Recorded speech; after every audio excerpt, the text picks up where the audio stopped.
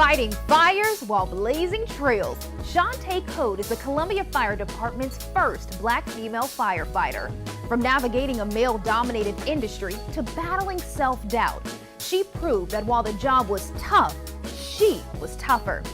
Even though her story is not widely known, Chantè continues to carry the title of being the first and breaking barriers like a badge of honor.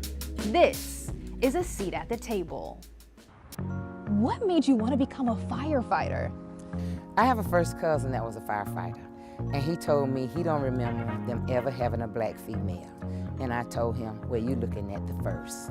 So the first time I applied, I didn't get hired.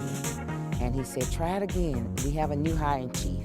So I said, okay, I'll try it again. And I did. And when I interviewed, and the chief said, are you still interested in the position? I said, yes.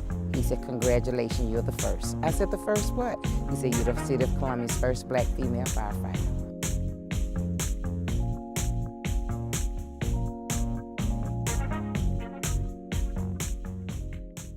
Were you surprised that you were the first? I was surprised I was the first in 1990 because I remember seeing black female police officers. I was very surprised, but I was also honored and, you know, my head held high.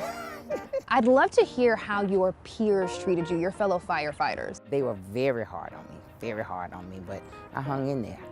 What were some of the challenges or struggles that you faced while in this job? I always thinking I needed to do 120, 150% of what they did. I always feel I had to prove that I could do the job. No matter how well I did the job, it didn't seem like it was enough. Even driving, it just didn't seem like it was enough.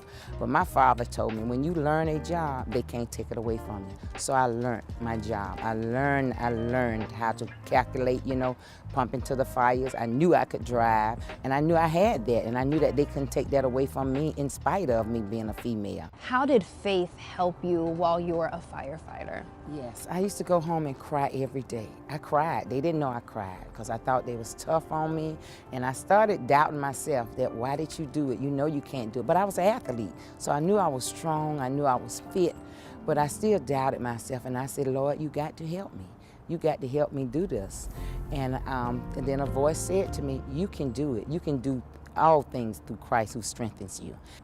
Look at the ladies before you that paved the way. You can't give up. They didn't give up. So I didn't give up. You know, when I talk about, you know, the older ladies that's, you know, paved the way in the civil rights movement and did things like that, I said they didn't give up, and they had things way worse than you. I said, so I'm not gonna give up. So you have to do it. You have to make all black women that seeing you and young girls proud of you. And so that was my drive. I wanted to make the world and my city and my state proud of me. When you're arriving on the scene, what was the community's reaction to you? They embraced me. The community embraced me. I mean, at every race, they embraced me. They loved to see that a female was doing the job. I have one son, he's 28, he's now serving in the Air Force. But growing up, he was always proud of his mom as a firefighter. And I would go to schools, you know, and then when other parents would tell me, you got to stop coming because my child said, Mom, you don't have a job, Chad, Mom is a firefighter. All the other parents said their children wanted them to be firefighters. So, and that made me just so proud. And so now he went in the Air Force to be a firefighter. He was so proud of me. If no one else was, he was proud of me being a firefighter. What's Chantè got going on now? Well, I love to support the South Carolina girls Gamecocks. And I have a 10-year-old great nephew, Justin Trapp Jr., that I love unconditionally. I take him with me. But as a career, I am a shuttle driver. I work for a private company that shuttles the USC students to school.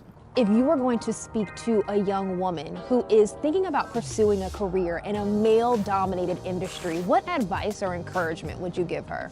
To be ready to take the criticisms, to be ready to be told that you can't do it, but whatever job you pursue, learn that job. Once you get on it, you learn it, because when you learn it, they can't take it away from you.